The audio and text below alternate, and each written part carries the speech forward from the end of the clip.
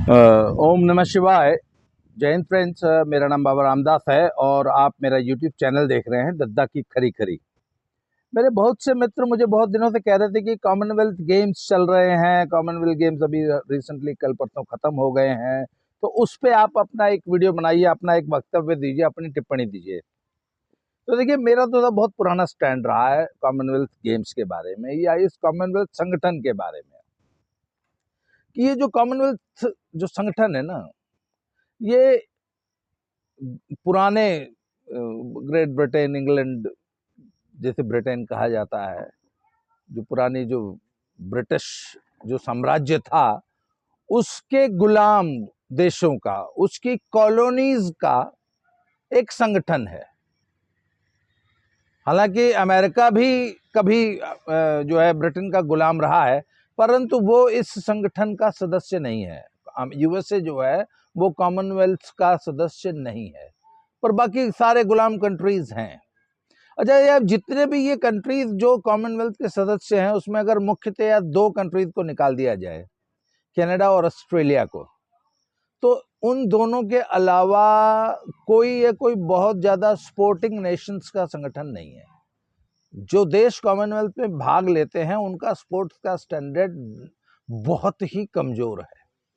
और एक दो कंट्रीज को अगर हम देख लें, जैसे कनाडा और ऑस्ट्रेलिया, इंग्लैंड को अगर मिला लें, तो इनका एथलेटिक्स का थोड़ा सा स्टैंडर्ड ठीक ठाक है, और थोड़ा सा स्विमिंग जैसे एक दो इवेंट्स जो है वो, और इक्का दुक्का और भी होंगे।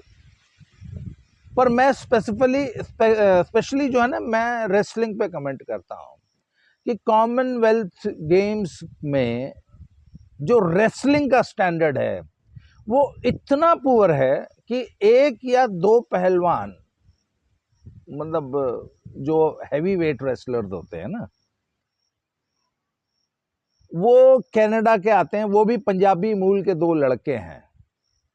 उन दोनों को अगर छोड़ दिया जाए तो पूरे कॉमनवेल्थ गेम्स में जो रेसलिंग का जो स्टैंडर्ड है वो हमारे इंडिया के सोनीपत रोहतक जिले का स्टैंडर्ड इनसे बेटर है।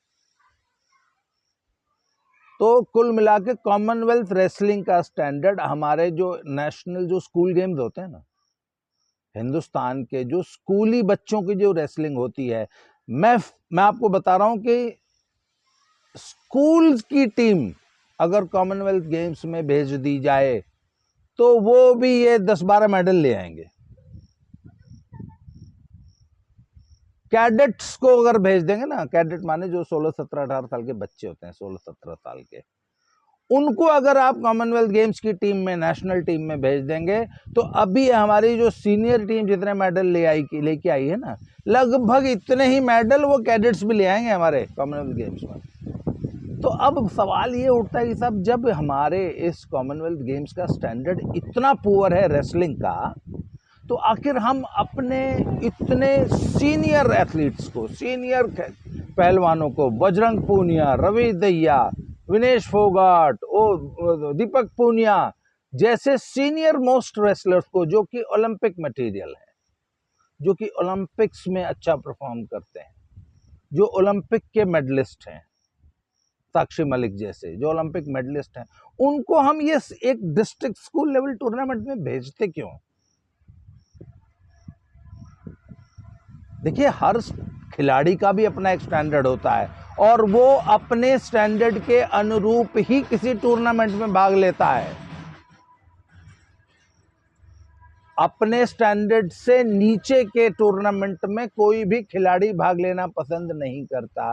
तो फिर आखिर हमारे Olympic champions, Olympians, world champions, Asian games के मेडलिस्ट इस दोयम दर्जे के CDE ग्रेड टूर्नामेंट में पार्टिसिपेट क्यों करते हैं? क्योंकि तो भारत सरकार की एक पॉलिसी है, और ये पॉलिसी पता नहीं किस आदमी ने, किस अफसर ने बनाई होगी कि कॉमनवेल्थ गेम्स के मेडलिस्ट को भी, वो ब्रॉन्ज मेडलिस्ट को 40 लाख, सिल्वर को 50-60 लाख, गोल्ड मेडलिस्ट को 1 करोड़ रुपया प्राइज मनी देते हैं। अरे भैया, कोई स्टैंडर्ड तो देख लो। किस स्टैंडर्ड के टूर्नामेंट में मेडल लेने को आप 1 करोड़ रुपए दे रहे हो?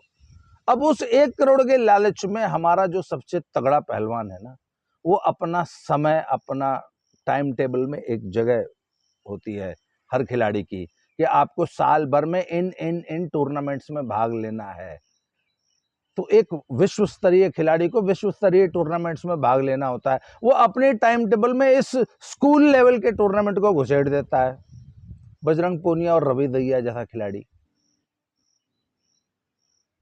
अब पिछले 2 या 3 महीने तो इन हमारे ओलंपियंस ने इस स्कूली लेवल के टूर्नामेंट में बर्बाद किए ना। और क्या लाया जी, कॉमनवेल्थ गेम्स में गोल्ड मेडल लाए।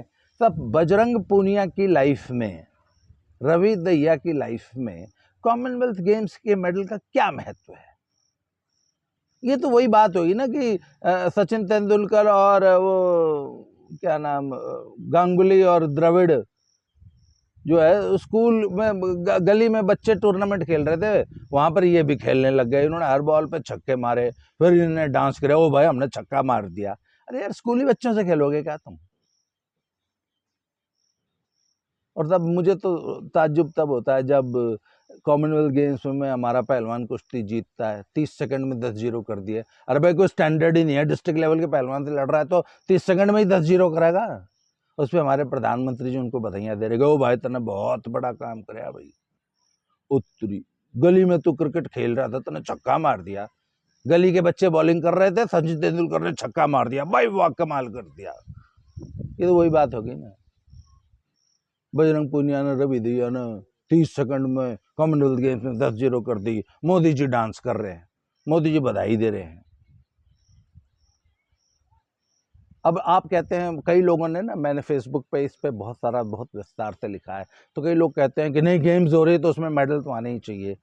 सब जो स्पोर्टिंग नेशंस होते हैं ना, वो नेशंस जो कि ओलंपिक्स और वर्ल्ड चैंपियनशिप पे फोकस करते हैं, वो ऐसे टूर्नामेंट्स में हमेशा नए बच्चों को भेजते हैं। वो नई टीम, जो नई पंजीरी होती है ना आपकी, जो भविष्य में आने वाली जो बच्चे हैं, उनको एक्सपोजर देने के लिए, उनको प्रोत्साहन देने के लिए इन छोटे लेवल के टूर्नामेंट्स में भेजा जाता है। आपको मालूम है, रशिया, चाइना, यूएसए जैसे जो कंट्रीज हैं, वो तो कई बार वर्ल्ड चैंपियनशिप में भी अपनी ये टीम नहीं भेजते। जिस साल चाइना में ओलंपिक्स हुए थे, बीजिंग ओलंपिक्स, उस साल चाइना ने अपने ओलंपिक्स टीम को, अपनी ए टीम को पूरा साल भर किसी भी टूर्नामेंट में नहीं भेजा था। उनकी वर्ल्ड चैंपियनशिप में भी बी और सी टीम्स गई थी। हिंदुस्तान साहब कॉमनवेल्थ गेम जैसी फर्जी कंपटीशन में भी अपनी ए टीम भेज रहा है, तो तुम इन फर्जी टूर्नामेंट्स में अपनी ए टीम भेजोगे तो अपनी बी टीम, सी टीम, जो नए बच्चे हैं, उनको एक्सपीरियंस के लिए, उनको एक्सपोजर के लिए किसको भेजोगे? अच्छा, आपको क्या लगता है, अगर ये सरकारी 40 लाख, 50 लाख, 1 करोड़ रुपया गोल्ड, सिल्वर, ब्रॉन्ज पे न मिलने होते सरकार की तरफ से, तो आपको लगता है कि रवि दहिया और बजरंग पूनिया कॉमनवेल्थ गेम्स खेलने जाते? और कौन सा वर्ल्ड क्लास खिलाड़ी जो है इन कॉमनवेल्थ गेम्स को खेलने के लिए आया है? हमने तो आज तो कोई वर्ल्ड क्लास प्लेयर जो अभी भी वर्ल्ड क्लास फॉर्म में हो, आज से 4 साल पहले वर्ल्ड चैंपियन था, उसकी बात नहीं कर रहा मैं, जो अब इस वक्त आउट ऑफ फॉर्म है या ऑलमोस्ट रिटायरमेंट की वर्ष पे है, आज भी जो वर्ल्ड लेवल पे परफॉर्म कर रहा है, वो भी इस कॉमनवेल्थ गेम्स में पार्टिसिपेट करने आए हो। आप एक भी खिलाड़ी ऐसा मुझे बता दीजिए। हाँ, वो एक पाकिस्तान का एक नदीम आया है, वो जेवलिन थ्रो है, पर पाकिस्तान तो चलो एक एक मेडल को तरसने वाला, उनके लिए ओलंपिक्स तो बहुत बड़ी चीज़ है। तो चलो कॉमनवेल्थ गेम्स का मेडल टैली तो उन में आ गए, तो चलो पाकिस्तान के लिए कॉमनवेल्थ गेम्स का मेडल बहुत इंपॉर्टेंट हो सकता है। इंडिया जैसे कंट्रीज में कॉमनवेल्थ गेम्स की टैली इंपॉर्टेंट नहीं होती। हमारे चाहे कम मेडल आए, चाहे ज़्यादा मेडल आए, हमें कॉमनवेल्थ गेम्स जैसे 2M दर्जे के टूर्नामेंट्स में अपने नए बच्चों को ही मौका देना चाहिए। हमारे सीनियर रेसलर्स, हमारे वर्ल्ड क्लास रेसलर्स, हमारा ओलंपिक स्टफ जो है, उसको ऐसे घटिया थर्ड क्लास डिस्ट्रिक्ट लेवल के टूर्नामेंट में पार्टिसिपेट नहीं करना चाहिए। आपको छोटे बच्चों को इसमें भेजना चाहिए था। पहले तो ये पॉलिसी बंद कीजिए कि ऐसे डिस्ट्रिक्ट लेवल टूर्नामेंट पे जो आप 1-1 करोड़ रुपया बांट रहे हैं, अब आप कहेंगे यार खिलाड़ियों को मिल रहा है पैसा, आपको क्या तकलीफ हो रही है? सब आप ये शॉर्ट टर्म गोल्स हैं ये इसका कुछ लोगों को कुछ दिन तक तो फायदा हो सकता है, पर लॉन्ग रन में ये पॉलिसी देश की जो स्पोर्ट्स की जो हमारा फ्यूचर है ना, उसको खराब करने वाली पॉलिसी है। अगर आपके ओलंपियंस ऐसे बी और सी ग्रेड टूर्नामेंट्स में उलझ के रह जाएंगे तो वो ओलंपिक्स पे फोकस कब करेंगे? इसलिए सबसे पहले तो ये 1 करोड़ बांटने वाली पॉलिसी ही गलत है इतने घटिया टूर्नामेंट्स के लिए। एक तो इसमें अमेंडमेंट की जरूरत है, और जितने भी छोटे लेवल के टूर्नामेंट्स हैं उसमें नए बच्चों को मौका दीजिए, नए बच्चों को एक्सपोजर दीजिए। और ये जो है ना कॉमनवेल्थ गेम्स पे जश्न मनाया जा रहा है, जो आम पब्लिक है वो इतनी बारीकियों में पड़ती नहीं, उसको इससे मतलब नहीं होता।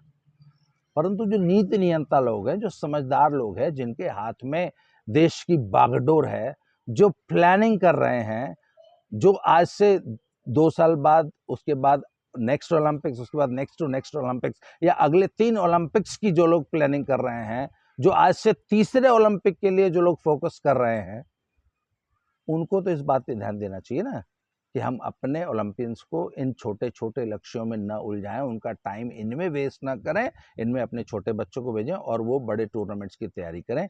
मेरा कॉमनवेल्थ गेम्स के लिए पुराना ये स्टैंड रहा है और मैं हमेशा इस स्टैंड पे कायम रहूंगा कि हमारे बड़े खिलाड़ियों को कॉमनवेल्थ गेम्स जैसे C grade district level tournament में न पार्टिसिपेट करना चाहिए। हाँ, मेडल टैली में बहुत मेडल आए, आम हिंदुस्तानी बहुत खुश है, क्योंकि आम हिंदुस्तानी को इन बारीकियों से या इन ऐसी बातों से कोई मतलब नहीं होता। उसके लिए तो भाई कॉमनवेल्थ गेम्स हुई, उन गेम्स का क्या स्टैंडर्ड है, एक आम हिंदुस्तानी से क्या मतलब है? वो बड़ा खुश था, बहुत अच्छे मेडल आए, बहुत अच्छा, वाह वाह वाह वाह, वेरी गुड वेरी गुड। परंतु हमारे बड़े खिलाड़ियों को इन चीज़ों से ऊपर उठ के बड़े लक्ष्यों की तरफ सोचना चाहिए। ये मेरा स्टैंड है। हो सकता है बहुत से लोग मेरी इन बातों से सहमत नहीं होंगे, बहुत से लोग मेरी इन बातों पे को और बहुत बहुत गलत गलत मतलब निकालते हैं, गलत टिप्पणियां करते हैं। वो आपका सोचना है, आप चाहे जो कहते रहिए। मेरा स्टैंड ये है कि I am not very much impressed with the performance in Commonwealth games.